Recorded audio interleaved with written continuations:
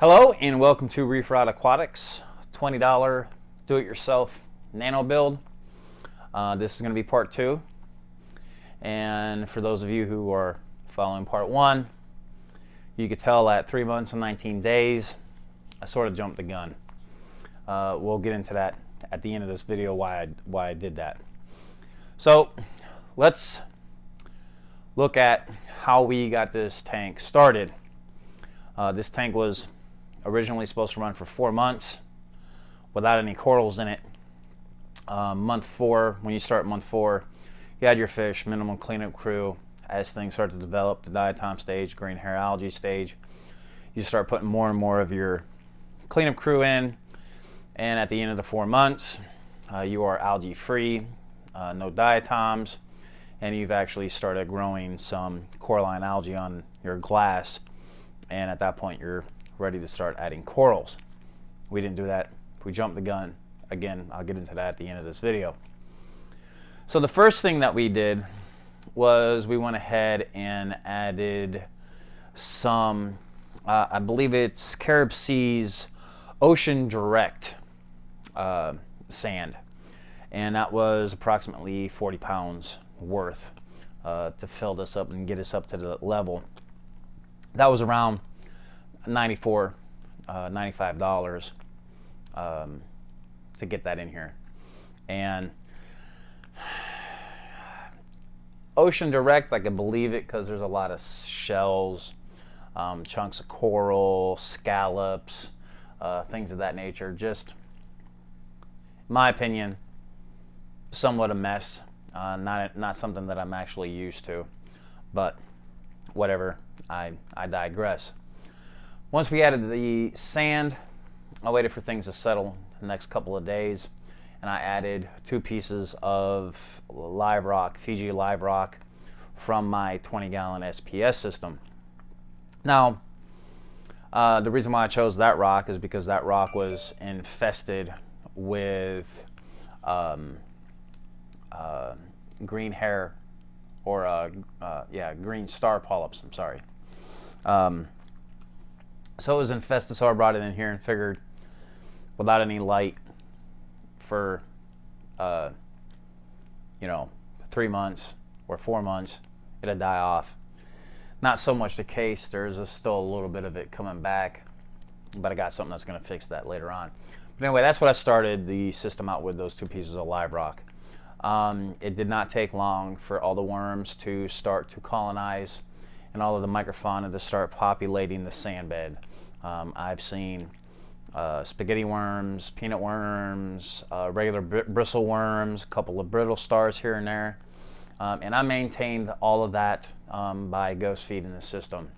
So the microfauna and the micro life actually had a really good opportunity to populate the sand bed, really get in there and start conditioning things up. During the time frame that the light was on, it did have a very small diatom stage. Lasted maybe a couple of weeks, if that. It's gone. I'm on the end of it. I still got a little bit on the rocks, but other than that, I mean, it's not growing. It's actually getting better. It was pretty much all over the sand bed. As you could tell now, I'm starting to get into the green hair phase, which I've already got my cleanup crew in here, getting ready to pounce on that as soon as that starts to grow. Let's go ahead and start going over some more of the equipment. So we got the Carib Sea. That cost me $95. The other thing you'll notice is up here in the corner, I have a Jabo SW4 wave maker. I love the Jabo products.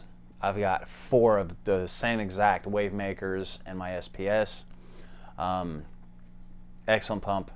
I haven't really had a problem with it.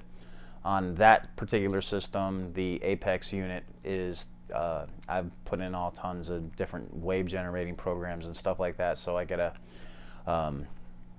decent flow and erratic flows, nothing 100% direct all the time. But very pleased with the Jabo. My return pump in the SPS tank, again, is another Jabo. I tear that apart about every 6 months to clean it. But the power heads, I haven't. They're so cheap at $46, $42 a pop. I'm just going to run them until the wheels fall off. And if I have a failure, I actually have a second one as backup. I'm still waiting to use it. So, good pump, good bang for the buck. Not like going out there and dropping hundreds of dollars on Ecotech, Marine, and stuff like that. You don't have to do that. This guy does a good job at generating flow in a tank this length at this size. The next two items sort of work together. It is the protein skimmer, which is an air-driven, what we used to call a co-counter current protein skimmer. They're cheap. The protein skimmer itself cost $2019. So the difference between what we're seeing today with the needle wheels, back in my days, the needle wheels were just starting up in the late 90s, I think. Before that, it was the downdraft skimmers. They were going to replace the co-counter current, and it was always such a debate as to whether or not the co-counter current versus the downdraft and the needle wheel, whether or not they removed more organic or inorganic compounds. Needless to say, it doesn't really matter. The co-counter current definitely works. I got my skim mate exactly where I want it. Not as dry as to what I'm used to dealing with the needle wheels. Not super wet neither, but about once a week I got to clean it out. Pretty funky stuff. Again, it's not as dark as what my other protein skimmer is putting out, but it is definitely doing a job. It's definitely removing the proteins. Now for the driver for that air stone, I'm using the Tetra Whisper air pump rated for a 40 to 60 gallon aquarium. It's a bigger pump. Whenever you're driving a wooden air stone, you want to have as big of a pump as possible, and that one cost me $13.47. So more or less, for me to go ahead and get this run in cost me an additional $324.15. So there we have that. Kind of a large cost. It's not anything that I had to do all at once. Again, using the 3-4 month setup period, I didn't have to go all out. Yes, I did need the live sand first and the live rock. I'm also forgetting in that cost too, and I can't believe I forgot this, is the 80 watt Lumi LED. This thing is probably the closest that you're going to get to a Kessel. It is a single source, uses a single lens with multiple LEDs under it, and really gives you the metal halide Kessel effect. There's no disco balling, there's no Christmas tree lights on a sand bed, nothing like that. The only downside is that costs about 150 bucks. There is no bells and whistles. There's no sunrise, sunset, no moonlight, no storms, there's nothing like that with this light. You can order up a Wi-Fi controller from China, and that costs about another $200, and you can control multiple lights with it. So if you had a larger system and you wanted to buy that Wi-Fi controller and have all those benefits, definitely worth it at that point. I think the controller will control up to 5 or 6 of these lights, which they are definitely awesome. With 80 watts of power at the very, very top, given my current mounting height, up at the top I'm getting almost 500 par, and at the very, very bottom of the sand bed I'm getting 150, which for SPS, for LPS, that is exactly what we're looking for. That's exactly what we want. So all in all, the lights, the sand, the protein skimmer, the pump, the wave maker, we're looking at an additional $324.15. So did I need that light? Yes and no. I really do like the way it pays off. It's an excellent light. It wasn't exactly in my budget, but when I saw it and it compared itself to a Kessel, I had to buy it. Just no other way around it, and I'm not disappointed. To completely honest with you, I would say anybody who's on a budget that could not afford a Kessel, there you go. That's your alternative. In the future for the tank, I'll probably end up doing a part 3, and then I'll leave it at that. Part 3, I'm going to go ahead and throw in a automatic top-off system, and to handle the alkalinity uptake, I'm going to go ahead and use a Kimura. I think it's called a K1. It's a Bluetooth dosing pump. We're going to use that to dose cock washer to the system. I think, I haven't exactly figured it all out yet, but I think 500 milliliters a day is going to be definitely good enough, or at least enough to keep the alkalinity. Right now, corals have been in the water for a couple of weeks. With my 10 to 20% water changes weekly, I'm able to keep up with the alkalinity consumption, along with in the evenings I'll go ahead and I'll add some cock washer manually. I got a little jar with a hole in it, and it just drips into the system overnight. Helps keep the pH up and helps keep the alkalinity where it needs to be. So that's where that's at. Now, do you need a dosing pump? Can you go ahead and manually dose? Yeah, you can. Automatic top off, can you manually top it off? I mean, that's what I've been doing right now so far, and the answer is yes. But things done properly and with the convenience, and things can be done slowly over time. You don't have to get crazy with the lighting. I went a little bit crazy with the lighting for a budget build. Don't need a dosing pump. You don't need an automatic top off. You know, when we try to save money, it really equates to work.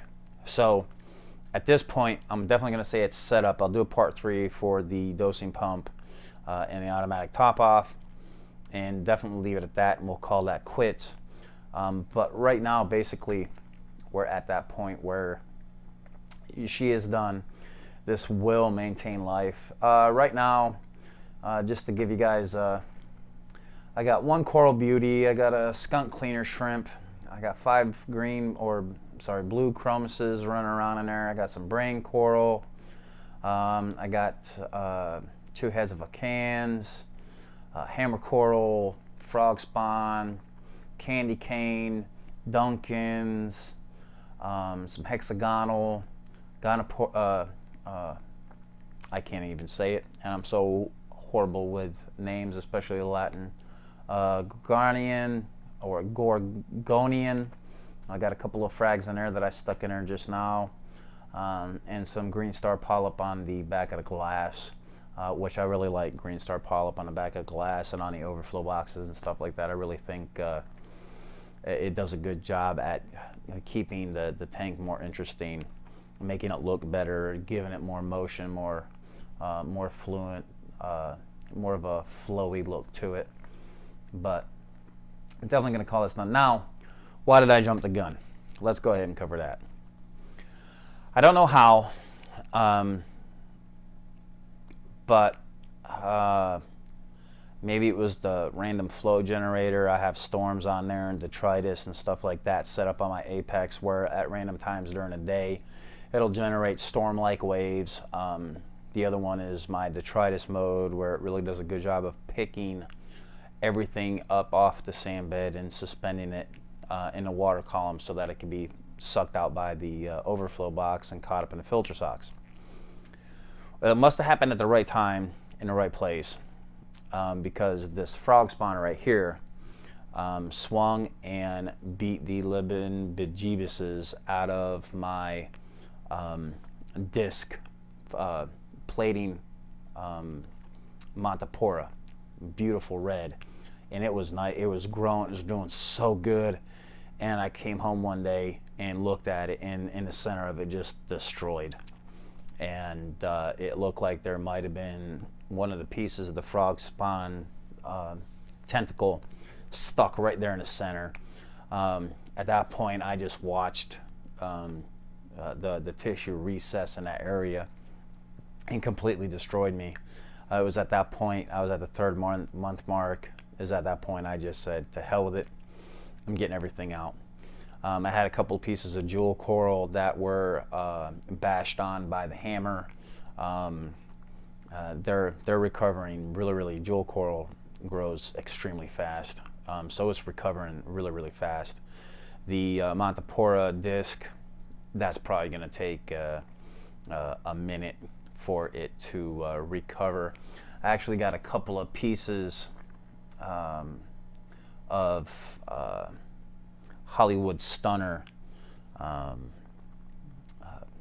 chalice, and for anybody out there that doesn't know it, Hollywood Stunner has, you get a little disc this big, and I kid you not, it has tentacles and sweepers this long.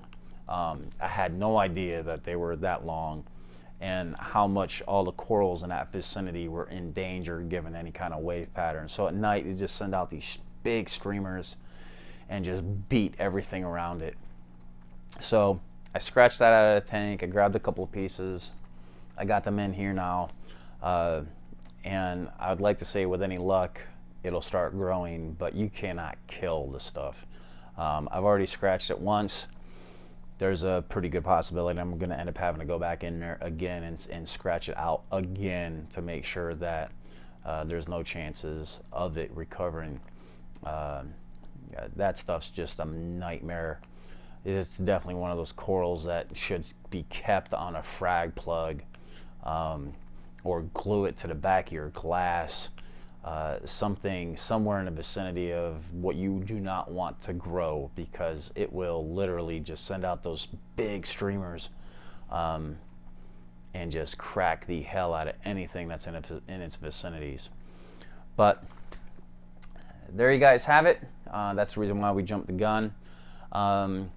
Any other notes to add? I do have, it's probably about 7 or 8 millimeters inside. I do have a piece of coralline algae growing in the back glass. Definitely confirmed that. I've already scratched it once. Definitely coralline algae without a doubt, and it is growing. So that's one of those indicators. If you're going to go ahead and do this 4-month cycle period with no fish and no corals, once you get past the very short diatom stage, the hopefully very short green hair algae stage, once you start seeing that coralline algae growing in the system, you're ready for coral. So having coralline algae already take up root when the tanks only had a light on it, you know, for probably 2-3 weeks, is pretty amazing. And it'd be interesting to see how fast the Hollywood Stunner chalice, how fast that recovers from me beating up on it, and seeing how that takes off. So I will go ahead and leave you until we get to part 3, and I get those things set up and let you guys know how that works out. So I will leave you guys at that. Be good and keep on reefing.